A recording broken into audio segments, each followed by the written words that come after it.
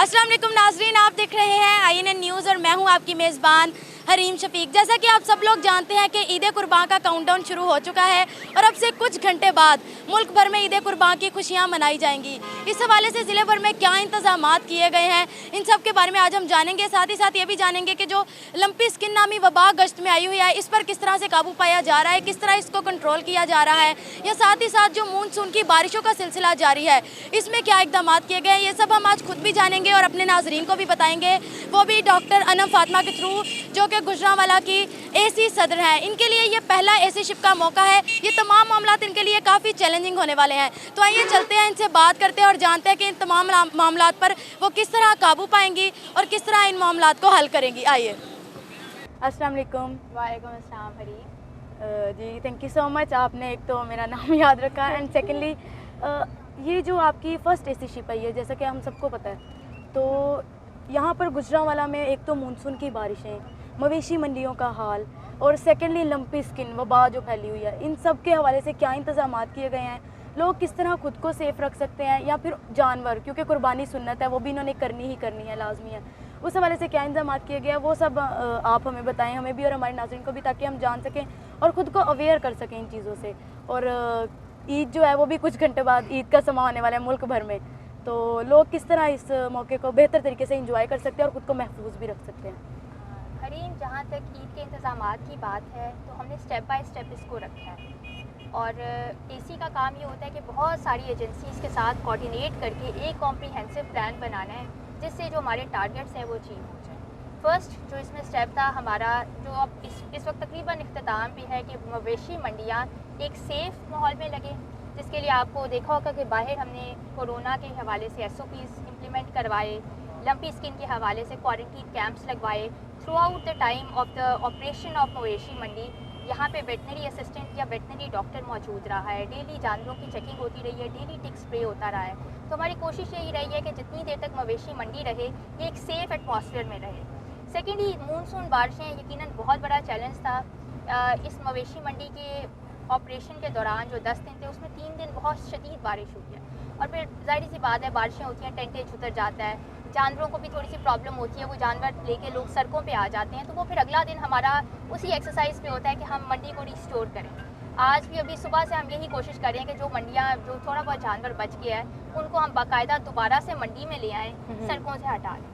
तो इसी तरह काम चल रहा है। बाकी ईद के हवाले से हमने जो अभी तक प्रेपरेशन फेज़ है वो तो इख्तिताम पे हो चुका है। उसके अंदर हमने प्लान्स बनाए थे, लीफलेट्स तकसीम किए हैं, मसाजिद में ऐलानात कराए हैं। जो अपना प्लान है regarding safe disposal of animal waste, वो हमने मसाजिद के थ्रू लोगों तक पहुंचाया, मीडिया के थ्रू पहुंचाया, पम्फलेट्स के थ्रू पहुंचाया है, लोगों तक लिफाफे तकसीम किए गए हैं कि जो कुर्बानी करें वो उन्हीं लिफाफों में डेजिग्नेटेड डंपिंग पॉइंट्स पे वो अपना कूड़ा डालें, और वहाँ से हम स्पेशलाइज्ड व्हीकल्स चलाएँगे ईद वाले दिन, जो तमाम UCs में चलेंगी, तमाम टाउन कमेटीज़ में चलेंगी, जो वहाँ से कूड़ा उठा के उनको फाइनल जो उसका डिस्पोजल पॉइंट होगा, जिसमें दबा के डिस्पोज ऑफ करना होता है, वो उधर तक लेके जाएगी। तो कोशिश हमारी यही होगी कि ईद एक बड़े पुरसुकून और एक बड़े तरीके के साथ, एक बड़े कोऑर्डिनेटेड तरीके से गुजर जाए। अलबत्ता ट्रबल शूटिंग्स के लिए डिस्ट्रिक्ट एमरजेंसी इज़ देयर, हमारी सारी रिस्पॉन्सिव एजेंसीज आर देयर। तो trouble shooting obviously is expected because monsoon is here. तो उस सूरत में हमने तमाम जो कॉन्टीजेंसी प्लान्स हैं they are put in place, and hopefully it will all come together बड़ी अच्छी तरह इंशाल्लाह। तो ये सब आपने बातें तो बता दी, अब लोग जब तक देखें ना यकीन नहीं आता, तो हम मंडी तो आ चुके हैं, तो मेरा ख्याल है एक विजिट कर लेना चाहिए और दिखा देना चाहिए नाज़रीन को। ये जो कैंप लगाया गया है ना, ये खसूसी तौर पे लंपी डिजीज़ और बाकी तमाम जो जानवरों के अंदर बीमारियां फैलती हैं उनके हवाले से लगाया गया, कि जो इधर लोग आए हुए हैं, जितने भी वेंडर्स हैं, एक तो उन्हें फ्री मेडिकल असिस्टेंस मिले, सेकेंडली ये जो कुर्बानी की सारी ये जो एक्टिविटी है, ये एक सेफ़ एनवायरनमेंट में हो। इनके पास सारी एसेंशियल मेडिसिन मौजूद है, ये स्प्रे इनका मौजूद है, ये डेली 3 टाइम्स करते हैं, इनका डॉक्टर यहाँ पे 3 टाइम्स विजिट करता है, उसका सारा इंदराज होता है। अगर किसी जानवर पे हमें शक व शुबा गुजरता है कि किसी को कोई इस तरह की कंटेजियस डिजीज़ है, तो उसको फ़ौरन अलहदा कर दिया जाता है। लेकिन लंपी डिजीज़ का अभी तक कोई केस हमारी इस मंडी में नहीं सामने आया। यानी कि यहाँ पे अभी इस मंडी में कोई ऐसा लंपी केस में ना ही किसी को आइसोलेट किया गया? नहीं, आइसोलेट करने की भी ज़रूरत नहीं पड़ी, क्योंकि यहाँ पे देखिए ना, ये जो सिस्टम है ये बड़ा अच्छा बना हुआ है। Tick spray is being done 3 times a day. तो ये सारी जो डिजीज़ेज़ हैं ये टिक्स के थ्रू फैल रही हैं, और अगर किसी को जुकाम नज़ले का ज़्यादा इशू होता है तो उसको सेपरेट कर दिया जाता है, कॉमन फ्लू की उसको मेडिसिन प्रोवाइड कर दी जाती है। तो ये हो गया उनकी सिक्योरिटी के हवाले से, उनकी सेहत के हवाले से। मज़ीद यहाँ पर क्या इंतजाम किए गए हैं? लाइक यहाँ पर मानसून की बारिशों का जो जिक्र किया था हमने स्टार्ट में, तो उस हवाले से क्या इंतजाम किए गए हैं यहाँ पर, उसको ज़रा। देखिए, मानसून की बारिश एक ऐसी चीज़ है कि उसमें हमारे टेंट्स, हमारी सारी चीज़ें उतर जाती हैं। हम यही कर सकते हैं कि जो ही बारिश खत्म होती है हम यहाँ पे अपना सिस्टम ले आते हैं डी-वाटरिंग सेट्स का। अच्छा। कि जहाँ जहाँ पानी का पडल है वो साफ़ कर दिया जाए ताकि जानवर के खड़े होने में कोई मसला ना हो। जहाँ जहाँ ज़्यादा टेंटिंग का नुकसान हुआ है वहाँ पे टेंटिंग हम रिस्टोर कर देते हैं। जिस तरह अभी ये टेंटिंग दोबारा से लगाई गई है। अच्छा अच्छा। अभी तो वैसे मंडी का वैसे इख्तिताम है, तो ये जो टेंट्स आप देख रहे हैं उतरे हुए, ये लोग लेके जा रहे हैं बिकॉज इनकी जो होनी थी, सेल्स होनी थी, वो हो चुकी। अच्छा, बाकी अच्छा। यही होता है कि जितना रिस्टोरेटिव वर्क हम कर सकते हैं मानसून की बारिश के बाद वो हम कर देते हैं। तो ये तो हो गई ज़िला इंतज़ामिया के फ़राइज़ की बात कि वो किस तरह मैनेज करने वाले हैं इस सब को। लेकिन डॉक्टर अनम फातिमा की एक इस काम के अलावा अपनी एक लाइफ भी है, जिसमें उन्होंने, उनकी फैमिली भी है, उनके फ्रेंड्स भी हैं और उनका और फ्रेंड सर्कल और रिलेटिव सर्कल भी है। उन्होंने उसमें ईद भी मनानी है, उन्होंने उसमें और जो खुशियाँ हैं वो भी अपनी सेलिब्रेट करनी है।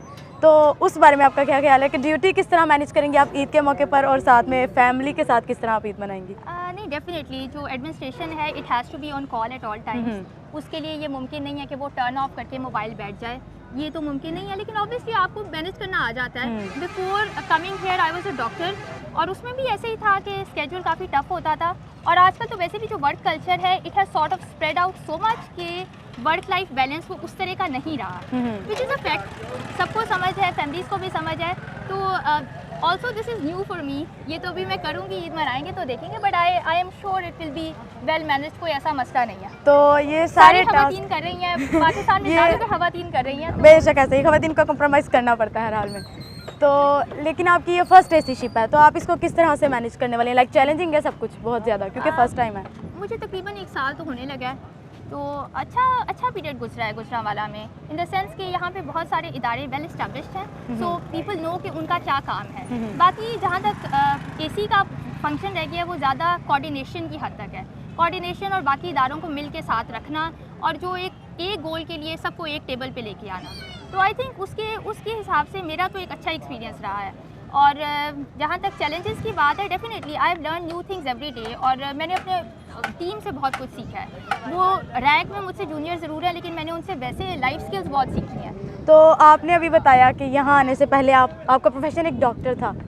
डॉक्टर से एसी तक का सफ़र, ये ख्याल कैसे आया? नहीं, ये ख्याल मेरे फादर का था। अच्छा। और बस मुझे था कि आई हैव टू डू, अगर उनकी ख्वाहिश है तो मैंने करनी है, तो बस वो उसी तरह। तो हम सबसे पूछते हैं कि आपने ईद की शॉपिंग की, कैसे की? तो जानवर आपने, ईद कुर्बान है, आपने कुर्बानी का जानवर ले लिया, एटसेट्रा एटसेट्रा। आप बताएं, आपने ईद की तैयारी कर ली है? इट्स फैमिली ने कर ली है, तो अच्छा। मदर ने ये वाले काम कर लिए और हस्बैंड ने कुर्बानी का ज़िम्मा उठा लिया, तो मैनेज हो गया। तो आपकी क्लॉथिंग्स वगैरह ऑल दिस थिंग्स ये आप खुद करती हैं या ये भी मदर ने कर लिया? कभी खुद कर लेते हैं, कभी मदर्स कर लेती हैं। It's not a big deal, हो जाता है। इस बार किसने किया? मदर ने। मदर ने किया, हेल्प कर रही हैं आपकी काम में। बिल्कुल। Again back to the topic, मवेशी मंडियाँ और ईद कुर्बान। तो यहाँ पर ये जो लोग हैं जो फ़रोख्त करने के लिए इधर व्यापारी हैं, तो ये किस तरह इनके अखराजात का क्या सिस्टम है? लाइक टेंटिंग वगैरह और ये सब चीज़ें? ये सारी चीज़ें हुकूमत की तरफ से प्रोवाइड की जाती हैं। इस सिलसिले में बड़ी स्ट्रिक्ट इंस्ट्रक्शंस होती हैं कि यहाँ पे प्राइवेट जो मंडियों का कारोबार है ना, उसे बंद कराया जाए। और हमने बहुत सारे इस तरह के सेल पॉइंट्स जहाँ पे प्राइवेटली ठेकेदार इन लोगों से पैसे लेके इनको जगह दे रहे थे, इंसिडेंट ले रहे थे, उन पॉइंट्स को हमने डिसमेंटल कराया है। इस सिलसिले में हमने कुछ 24 के करीब FIRs भी दी हैं ऐसे ठेकेदारों के ऊपर जो लोगों से इस तरह का भत्ता वसूल कर रहे थे। अच्छा। तो मंडी के अंदर, सरकारी मंडी के अंदर तमाम तर सहूलियात सरकार की तरफ से होती हैं। उसमें वाटर बोर्डिंग की जाती है, लाइटें लगाई जाती हैं, जानवरों के लिए पानी का इंतज़ाम किया जाता है, इन लोगों के लिए टेंटिंग का इंतज़ाम किया जाता है। बाकी जो अलबत्ता इसके अलावा जो कोई अखराजात होते हैं जो इनके अपने खाने पीने के होते हैं वो ये खुद उठाते हैं। लेकिन कोशिश यही होती है कि जो लोग परदेसी इधर आए हैं उनको मंडी के अंदर तमाम सहूलियात प्रोवाइड की जाए ताकि वो सड़कों पर ना जाए। लास्ट ईयर जो था क्लोरीन वाटर टैंकर्स, उनका इंतज़ाम किया गया था, तो इस साल क्या सिस्टम है उनका? इस साल भी पानी के टैंक्स का उसी तरह इंतज़ाम किया गया। इसके एक बाकायदा एक हमारे पास चेकलिस्ट होती है जो कॉरपोरेशन वालों को दी जाती है। वो उसके मुताबिक उसके टेंडर करते हैं, उसके मुताबिक उसका कॉन्ट्रैक्ट अवार्ड करते हैं एक सरकारी ठेकेदार को, और पेमेंट सारी की सारी सरकार की तरफ से होती है। हम लोग इधर आते हैं वो देखने के लिए कि जो ठेकेदार को इंतज़ामात करने को दिए गए थे, जो टास्क उसे असाइन किए गए थे, क्या वो वाकई वो प्रोवाइड कर रहा है कि नहीं। और इन केस अगर बारिश हो जाती है या कोई इस तरह की नागहानी सूरत हाल पैदा हो जाती है तो उसके बाद जो रिस्टोरेटिव वर्क होता है वो भी उसी का काम होता है प्रोवाइड करना। जिस तरह सुबह मंडी में काफ़ी पानी था तो फिर डी वाटरिंग सेट्स लगाए गए, पानी निकाला गया। अब तो इस वक्त बेसिकली ये मंडी क्लोज़ हो रही है। इस वक्त आपको जानवर नज़र आ रहा है ये 20% भी नहीं है, तो टेंटें ज़्यादातर उतर गए हैं। लेकिन जब ये मंडी बनी हुई थी तो प्रॉपर इधर यहाँ तक एंड तक सारे टेंटेज थे और 3 रास्ते थे। तो ये हो गया काम ज़िले इंतज़ामिया का जो आवाम के लिए। अब लास्ट एक बात कहें, जो आवाम को भी कुछ काम करने चाहिए ताकि कुछ काम हुकूमत का बढ़ सके, बस वो बता दीजिए। ये बहुत इंपॉर्टेंट पॉइंट है। मेरी तो तमाम गुजरांवाला के रेजिडेंट से ये एक हम्बल रिक्वेस्ट भी है, ये अपील भी है और ये एक तरह से ऑर्डर भी है कि कोशिश ये करें कि ईद वाले दिन रिस्पॉन्सिबल ईद मनाएं। रिस्पॉन्सिबल ईद का मतलब ये है कि आपका जितना भी रिफ्यूज़ है, जानवरों का रिफ्यूज़ है, उसको रिस्पॉन्सिबल तरीके से डेजिग्नेटेड सेल पॉइंट्स में, डेजिग्नेटेड लिफाफों में डाल के डिस्पोज ऑफ करें। उनको नालियों में या ओपन स्पेसेस में फेंकने से प्लीज़ गुरेज करें, क्योंकि एक तो उस पर FIR है, सेकेंडली उसके वो करने से एक आपकी जो सिविक माहौल है वो बिल्कुल ख़राब हो जाता है। Imagine rain comes on that और उससे सारी अलाइश और बदबू फैले। तो इसलिए प्लीज़ अपने माहौल को खुद से बेहतर बनाएं, खुद से खुशगवार बनाएं और हमारा काम भी आसान करें। थैंक यू सो मच जी। नाज़रीन, तो हमारे साथ आज मौजूद थी AC सदर गुजरांवाला डॉक्टर अनम फातिमा। इन्होंने बताया कि ज़िला इंतज़ामिया ने क्या इंतज़ामात किए हैं मवेशी मंडियों के हवाले से, मानसून की बारिशों के हवाले से और यहाँ पर लंपी स्किन वायरस जो फैला हुआ है उस हवाले से। उन्होंने ये भी बताया कि आवाम को आगे क्या अपने जो फ़राइज़ हैं वो अंजाम देने चाहिए, किस तरह से वो अपने फ़राइज़ अंजाम देकर हुकूमत का काम भी कम कर सकते हैं और अपनी ईद बेहतर तरीके से गुजार सकते हैं। तो अपने फ़राइज़ पूरे कीजिए ताकि आपको आपके हकूक़ बेहतर तरीके से मिल सकें। अल्लाह हाफिज़।